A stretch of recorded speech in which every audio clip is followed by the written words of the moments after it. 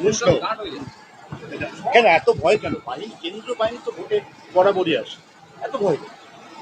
দেখুন, পশ্চিমবঙ্গে তো নির্বাচন হয় না, নির্বাচনটা করানো হয়। এখন প্রশ্ন হলো, তৃণমূল কংগ্রেস 15 বছর নিরবিচ্ছিন্ন ক্ষমতায় আছে। তাদের উন্নয়নের যে স্লোগান এগিয়ে বাংলা, তাদের যে বক্তব্য যে কৃষকের রোজগার 3 গুণ করেছে, স্টেট জিডিপি ন্যাশনাল জিডিপির থেকে উপরে, পশ্চিমবঙ্গ থেকে অন্যান্য রাজ্য শিক্ষা নিচ্ছে, তারপরে অবাধ শান্তিপূর্ণ নির্বাচন নয় কেন? 12টি রাজ্যে এসআইআর হলো, একমাত্র পশ্চিমবঙ্গে আগুন। মুখ্যমন্ত্রী কালো কোট পরে সুপ্রিম কোর্টে পৌঁছে গেল, এটা তো গণতন্ত্রের পক্ষে অত্যন্ত বিপজ্জনক দিক। জুডিশিয়ারির ওপরে এভাবে রাজনৈতিক প্রেশারকে চাপিয়ে দেওয়ার একটা প্রচেষ্টা, এটা দেখছে মানুষ। স্বাভাবিকভাবেই এ রাজ্যের নির্বাচনটাকে রক্তপাতহীন, ভয়মুক্ত করবার জন্য নির্বাচন কমিশন প্রতিশ্রুতিবদ্ধ, তারা চেষ্টা করছে, বিষয়টা আমাদের নয়। আপনার দীর্ঘদিনের রাজনৈতিক জীবন, আপনি বাংলার বুকে এত বাহিনী এবং এত ইকুইপমেন্ট এর আগে দেখেছেন? না, দেখিনি।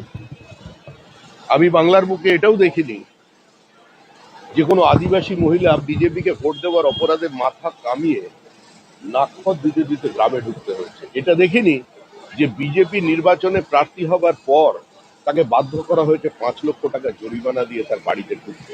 এটা আমি দেখিনি।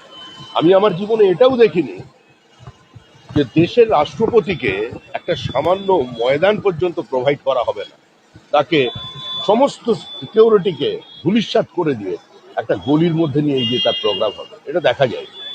উত্তরবঙ্গে ভোটের আগে দেখা গেল যে যারা কেন্দ্রীয় বাহিনী আসছে তারা কিন্তু 24 জন অসুস্থ হয়ে গেলেন খাবার। দুর্ভাগ্যজনক, সাবতাজ আমার মনে হয় না। আমার মনে হয় কি হয় না, এই নিয়ে আমি কোনো বিবৃতি দিতে চাই না। তবে তৃণমূলের পক্ষে সবই সম্ভব।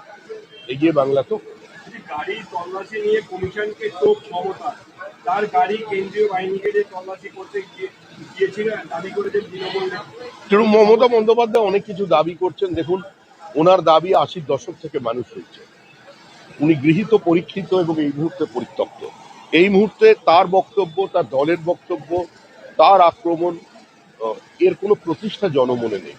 যেখানে মানুষ এই বক্তব্যকে গ্রহণ করছে না, সেখানে বিরোধী দল হিসাবে আমরা কি করে এর প্রতিক্রিয়া? মমতা বন্দ্যোপাধ্যায় পরে শুভেন্দু অধিকারী, আর একটা শুভেন্দু অধিকারীর পাড়ায় অভিষেক ব্যানার্জি। এটা কাকতালীয় বিষয়। শুভেন্দু অধিকারী একজন স্বাভাবিক নেতা, ন্যাচারাল নেতা। তিনি মুখ্যমন্ত্রীকে নন্দীগ্রামে হারিয়েছিলেন। তৃণমূল কংগ্রেস 5 বছর ধরে বলেছে এই জয় লোডশেডিংয়ের জয়। লোকসভা নির্বাচনেও নন্দীগ্রাম সেগমেন্ট থেকে তৃণমূল কংগ্রেস লিড পায়নি, সেখানেও আমরা অনেক এগিয়ে আছি। এবারে গতবারের থেকে 20 গুণ বেশি ভোটে জিতবে নন্দীগ্রাম, আর ভবানীপুর থেকে বিজেপি প্রার্থী শুভেন্দু অধিকারী নির্বাচিত হবেন। অভিষেক আজকে আবার পাড়ায় কাঁথিতেই বা কাঁথি বাস স্ট্যান্ডেই। পূর্ব মেদিনীপুরের একটা আসনও তৃণমূল কংগ্রেস পাবে না। আপনি বাস স্ট্যান্ডে প্রচার করতে পারেন, ছাদে প্রচার করতে পারেন, পুকুরে ঝাঁপ দিতে পারেন রাহুল গান্ধীর মতো, আপনি একটু দূরে গিয়ে দীঘাতে সাঁতারও কেটে আসতে পারেন, কিন্তু তারপরেও পূর্ব মেদিনীপুরে তৃণমূল কোনো আসন পাবে না। কোনটা